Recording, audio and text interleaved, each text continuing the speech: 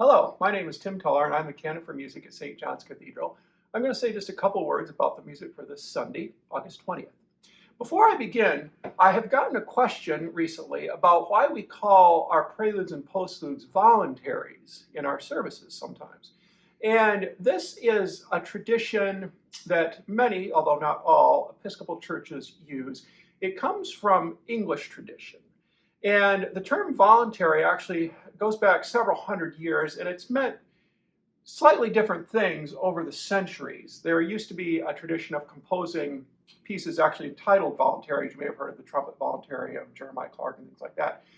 And it's kind of, the usage of the term has come down through the years to really now mean any organ piece that's played before or after a church service. And the etymology of the word really simply means it's a piece that is not set in the liturgy that the organist volunteers to play. In other words, a piece, any kind of an organ composition that is just freely chosen or volunteered, if you will, by the organist to play before a service. And that's really basically where that term comes from.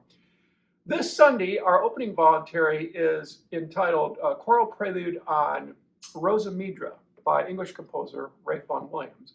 Vaughan Williams was one of the very most important, if not the most important, English composer of the early 20th century. He composed 9 symphonies and vast amounts of other music. He's particularly remembered today for his choral music, sacred choral music especially, and he did write a number of organ compositions. Vaughan Williams, he didn't consider himself an organist, but he was a very fluent organist. He knew his way around the console very well, and he held some positions as organist at various churches in his life. And although few in number, his organ compositions are very high quality. And this prelude on Rosa Midra is probably his most well-remembered piece. It's his most frequently performed solo organ composition. It comes from a set of 3 choral preludes based on Welsh hymn tunes that was published in 1920.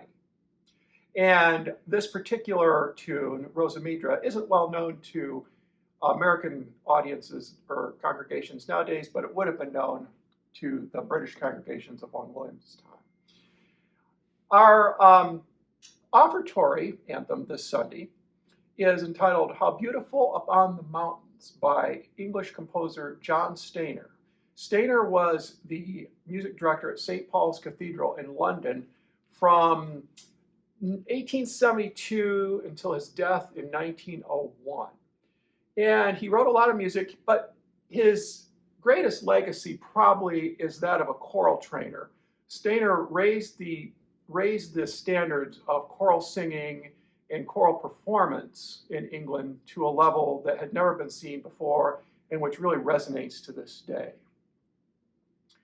Our concluding voluntary this morning is entitled Caroline by French composer Louis Vierne. And Louis Vierne was the organist at Notre Dame in Paris from 1900 until 1937.